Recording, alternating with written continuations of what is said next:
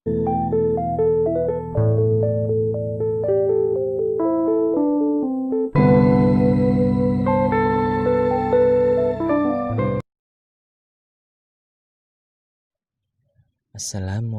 warahmatullahi wabarakatuh. Kembali lagi bersama saya, Bobo Boy. Masih dalam cerita tengah malam yang berjudul Arisan Maut.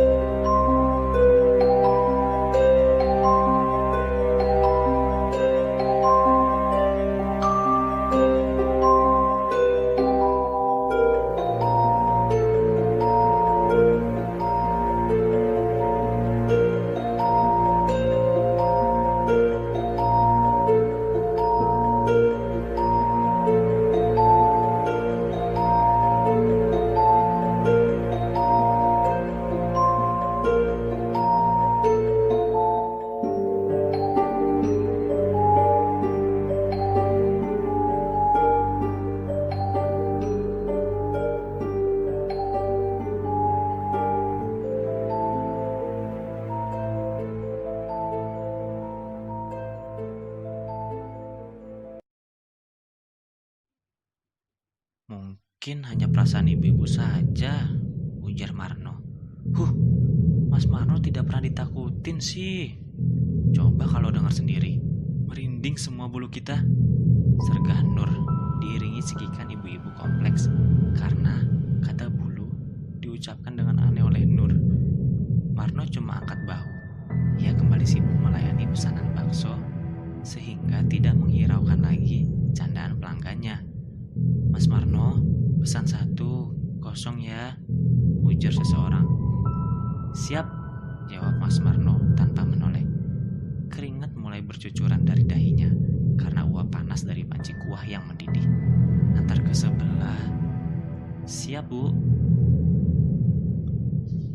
Selesai membuat bakso tanpa mie, Marno lantas membawanya ke sebelah. Namun ia tertegun. Ke sebelah mana?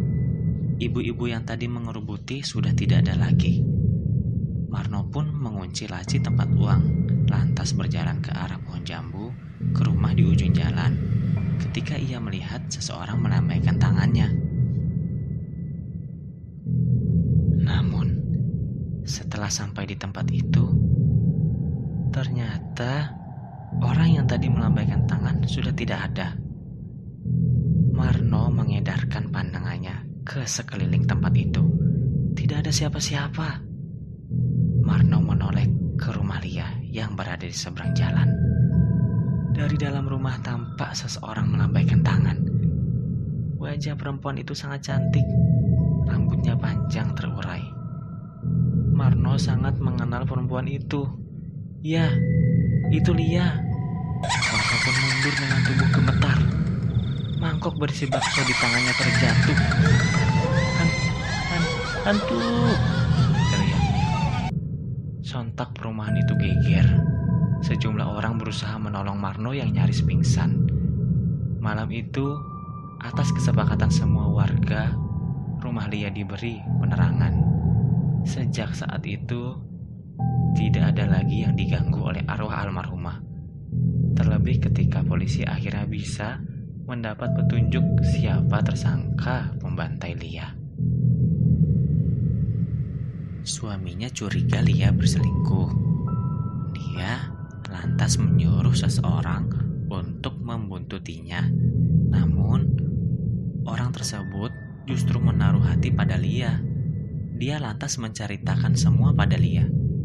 Merasa sakit hati dengan kecurigaan suaminya, Lia pura-pura menerima cinta orang itu. Dari situlah keduanya terlibat affair, ujar Bu Rumi kepada ibu-ibu yang menggerubuti. Terus siapa Bu yang membantai almarhumah? Ya suami Lia lah, Mas Dudi. Mereka sempat bertengkar sebelum kemudian terjadi pembantaian itu. Untuk menghilangkan kecurigaan, posisi mayat Lia dibuat seolah habis diperkosa dan kemudian dibunuh oleh teman dekatnya. Mas Dudi juga yang cerita soal affair itu kepada penyidik polisi. Terang Bu Rumi dengan bangga karena dialah yang paling tahu persoalan yang tengah terjadi yang diperbincangkan hangat oleh ibu-ibu kompleks. Dia tidak tahu jika kata affair yang digunakan tidak tepat.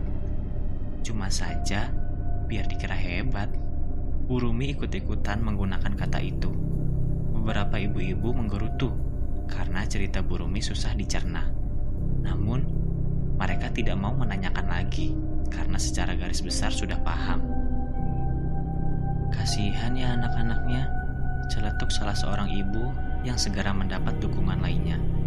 Kini warga menjadi sedikit lega setelah terungkapnya dengan jelas pelaku pembantaian Lia. Namun, tidak demikian halnya dengan teman-teman kerjanya, terutama Rahayu. Ia terus menyesali keterlambatannya mengantarkan uang arisan itu. Andai aku tidak mampir kado dulu, pasti Lia masih hidup, sesalnya. Rahayu sudah memberikan uang arisan milik Lia kepada polisi saat ia diperiksa sebagai saksi. Polisi kemudian memberikan uang arisan Lia kepada keluarganya. "Hei Rahayu, kamu dapat arisan," seru rekan-rekannya. "Apa?" Rahayu balik bertanya. Sejak kematian Lia, Rahayu lebih banyak melamun baik di rumah maupun di tempat kerja. "Iya, kamu dapat arisan. Tadi sudah dikocok di atas oleh Pak Mardi," terang teman-temannya. Tetapi bukannya Rahayu senang, sontak Rahayu cemas. Arisan maut. Sekian cerita misteri pada malam hari ini. Semoga kita selalu mendapatkan lindungannya. Saya Boboiboy, izin pamit undur diri. Selamat malam.